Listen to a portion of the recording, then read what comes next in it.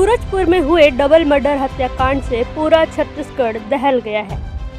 पहले बलौदा बाजार, फिर कवर्धा का लोहारीडीह और अब छत्तीसगढ़ का सूरजपुर बदले की आग या फिर यूं कहे कि न्याय की मांग की आग में जल रहा है। प्रदेश में बढ़ते अपराध को रोकने में सरकार और पुलिस प्रशासन पूरी तरह से नाकाम नजर आ रही है, जिसे लेकर विपक्ष सरकार को घेरता हुआ नजर आ रहा है। इसी बीच छत्तीसगढ़ प्रदेश कांग्रेस ने बढ़ते अपराध को लेकर आज प्रेस कॉन्फ्रेंस किया, जहां पूर्व मंत्री टीएस सिंहदेव ने सूरजपुर हत्याकांड और दुष्कर्म जैसे संगीन अपराधों पर प्रकाश डालते हुए क्या कुछ कहा, सुनिए। बिगड़ती जा रही कानून व्यवस्था की कड़ी में सरगुजा संभाग के सूरजपुर जिले में विगत दिनों बहुत ही विभत्स, बहुत ही गंभीर दुष्कर्म की घटनाएं सामने आई हैं। दशहरा के दिन एक आदिवासी बच्ची को रावण दहन के कार्यक्रम के बाद कुछ युवक अपने मोटरसाइकिल में बैठा के ले जाते हैं। दुष्कर्म की संभावना है। मरा हुआ संभवतः सोच के रास्ते के बगल में छोड़ देते हैं। बच्ची को गंभीर चोटें हैं। बाईं आंख में बड़ा सूजन है। बच्ची के बयान अनुसार काफ़ी मारपीट भी उसके साथ की गई। उसने बताया कि कुछ पदार्थ उसको या तो पिलाया गया या सुंघाया गया और बेहोशी की हालत में उसको अगवा किया गया। पुलिस ने रिपोर्ट नहीं लिखी। माननीय मुख्यमंत्री जी का संभावित दौरा था, बावजूद उसकी रिपोर्ट नहीं लिखी जाती है, एफआईआर नहीं होता है, एमएलसी नहीं होती है। और सूरजपुर जिला अस्पताल से जब मेडिकल कॉलेज अंबिकापुर रेफ़र किया जाता है, फिर भी कार्रवाई नहीं होती है। परिवार के बुजुर्गों से, बच्ची के पिता से मैंने फ़ोन से भी बात की। उन्होंने एक ही बात कही कि हमें न्याय चाहिए। पता करने पर कि एमएलसी नहीं हो रही है, बच्ची की देखरेख भी ठीक से नहीं हो रही है, ऐसा सुनने में आया था। आईजी से बात किया। आईजी साहब के बात के उपरांत मुझे बताया गया कि लगभग 8 बजे के आसपास पुलिस वाले रात को पहुंचे और शायद बयान इत्यादि लिया। बच्ची अभी भी अस्पताल में है।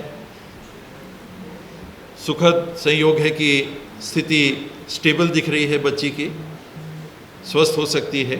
शेष कार्रवाई जांच के तथ्यों के आधार पर की जाएगी। बच्ची ने कुछ बयान दिए हैं, लेकिन वो जांच उपरांत मेरे ख्याल से तथ्यों की पुष्टि के बाद कार्रवाई धाराएं संपूर्ण लगेंगी। दूसरी अत्यधिक गंभीर घटना उसी सूरजपुर में, वही सूरजपुर जहां कुछ एकाध महीने पहले से लोगों के घर में घुस के लोगों के द्वारा शादी के समय में अन्य अवसरों में मारपीट की गई। मैंने स्वयं पुलिस वालों को फ़ोन करके बताया, आईजी को बताया कि इस प्रकार की लगातार घटनाएं एक के बाद एक होती चली जा रही हैं। तो मैंने नहीं सुना कि उस मामले में भी कोई कार्रवाई हुई हो। बच्ची के बयान के बाद भी मेरी जानकारी में कितने लोग अभी गिरफ्तार हुए इस घटना में, उसकी पुष्ट जानकारी मेरे पास नहीं है। और अत्यधिक विभत्स घटना परसों रात की है, जहां एक जिला बदर व्यक्ति ने पुलिस कर्मी हवलदार हैं तालिब शेख जी, उनके घर में घुस के उनकी पत्नी की, उनकी लगभग 12-13 साल उम्र की बच्ची की नृशंस हत्या की। किचन में बताते हैं कि बड़ी मात्रा में खून वहाँ जमा है, पाया गया। सीढ़ी से घसीट के संभवतः लाश को नीचे लाया गया, गाड़ी में डाला गया। कम से कम 15 से 20 वार एक शरीर के ऊपर, उनकी पत्नी के शरीर पे भी, पुत्री के भी शरीर पे, गले में चाहे तलवार की नोक से चाहे किसी धारदार औजार से हमले किए गए। थोरैक्स जिसको कहते हैं वो पंक्चर था, बड़ा वेन जो है वो पंक्चर था। मल्टीपल वुंड्स गर्दन पे हैं, छाती पे हैं, एब्डोमेन में है, कहीं जांघ में है, पीठ में है। ऐसी निर्ममता से हत्या की गई। बच्ची के साथ भी जब माँ पे हमला हो रहा था, मेरी जानकारी अनुसार माँ ने बच्ची को कहा कि तुम भाग जाओ, चली जाओ सब घटनाक्रम के बीच में, लेकिन बच्ची ने भरपूर अपनी माँ के बचाव के लिए संघर्ष किया।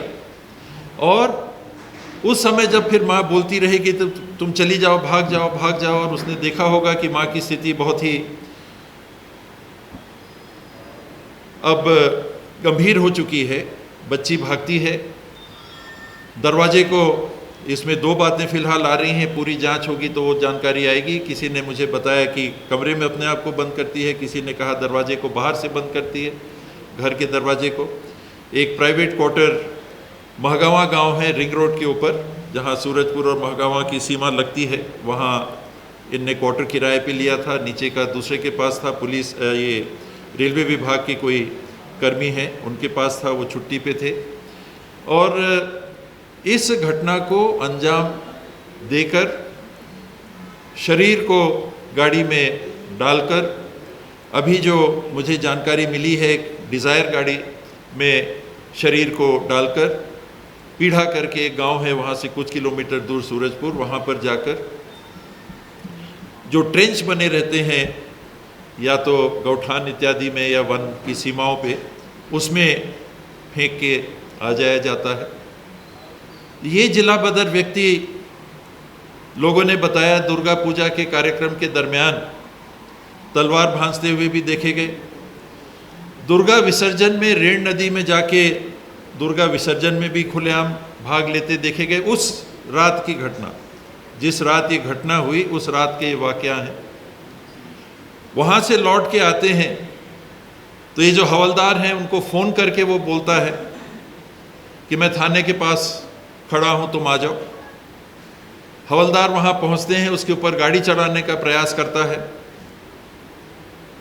और पुलिस पीछा करती है, वो पृथक हो जाता है, पुलिस पकड़ नहीं पाती। किसी ने कहा शायद फायर भी किया पुलिस ने, मुझे पुष्ट जानकारी नहीं है। लेकिन ये करीब 9:40 के आसपास की घटना लोग बताते हैं, थाने वाली। इसके बाद वो रात को घर पहुंचता है, संभवतः 11:30 बजे के आसपास, और ये विविध घटना को अंजाम देता है। जिला बदर व्यक्ति घटना के दिन इस स्थिति में देखा और पाया जाता है। कानून व्यवस्था को लागू करने वालों की स्थिति के बारे में आप स्वयं सब जागरूक हैं, अंदाज लगा सकते हैं। इतना ही नहीं, दुर्गा सप्तमी के दिन एक कार्यक्रम हो रहा था जिसमें शहनाज अख्तर जी का बताते हैं कि कार्यक्रम था, लोग एकत्रित थे। कुछ लोग घरों की ऊपर से कार्यक्रम को देख रहे थे। ये जो हत्यारा है कुलदीप साहू और इसका बड़ा भाई संदीप साहू, ये भी कार्यक्रम को ऊपर से देख रहे थे। एक व्यक्ति के साथ बाती बाता होता है, ये लोग उसको ऊपर से फेंक देते हैं नीचे, छत से नीचे फेंक देते हैं। ये जिला बदर व्यक्ति की गतिविधियां दुर्गा सप्तमी के दिन की मैं आपको बता रहा हूं। जिस दिन ये विभिन्न कांड हुआ उस दिन की मैंने आपको पहले बताई। इस व्यक्ति को, इसके भाई को, ये भाग जाता है कुलदीप और संदीप दोनों वहाँ पर मौजूद रहते हैं जहाँ की छत से फेंका जाता है नीचे। कुलदीप भाग जाता है, संदीप हिरासत में आता है। पुलिस संभवतः कुछ कार्रवाई करती होगी और हत्या के दिन ये कुलदीप दुर्गा पूजा इत्यादि के कार्यक्रम के बाद पुराना बस स्टैंड है सूरजपुर का, अभी शिफ्ट हो गया है नए रिंग रोड में। यहाँ पर नगर पालिका की दुकानें हैं इत्यादि, कई लोगों के घर हैं। उन नगर पालिका की दुकानों के पीछे इन लोग का घर है, साहू परिवार का घर है। वहाँ एक होटल मोनू बिरयानी सेंटर, इसमें ये व्यक्ति पहुँचता है। आरक्षक घनश्याम सोनवानी और मृतक पत्नी और बच्ची के हस्बैंड तालिब शेख, ये वो दो लोग हैं जिन्होंने सप्तमी के दिन कार्रवाई की थी। तो ये घनश्याम सोनवानी यहाँ बिरयानी सेंटर में बैठे रहते हैं। ये बेखौफ व्यक्ति आता है, कढ़ाई लेके गरम तेल इस व्यक्ति के ऊपर फेंक देता है और वहाँ के बाद की बाकी घटनाएं मैंने आपको सुनाई।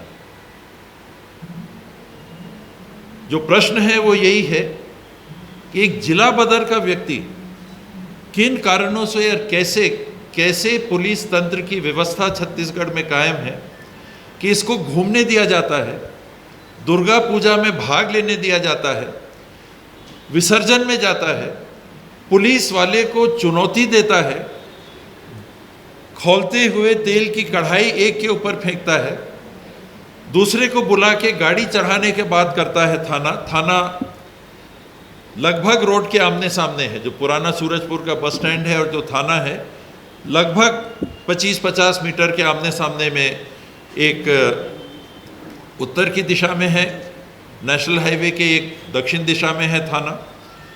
यहाँ की घटनाक्रम होती है और हमारा शासन, हमारा प्रशासन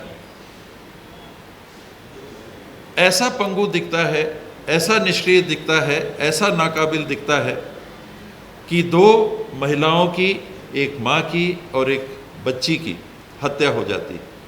जिला बदर का व्यक्ति इसके पूर्व जिले में घूमता हुआ पाया जाता है। मैंने दुर्गा सप्तमी का आपको जिक्र किया। जिला बदर के व्यक्ति के ऊपर 20/10/2023 और जिला बदर की भी जो बात है 20/10/2023 अभी जो रिकॉर्ड आया, धन्य जी नहीं ऐसे 20/10 का ये जिला बदर का आदेश पारित हुआ। तो ऐसे हमारा छत्तीसगढ़ चल रहा है। जिला बदर व्यक्ति को अगर जिले के बाहर रखने में ये शासन तंत्र और पुलिस तंत्र सफल रहता तो ये जान ही नहीं जा सकती।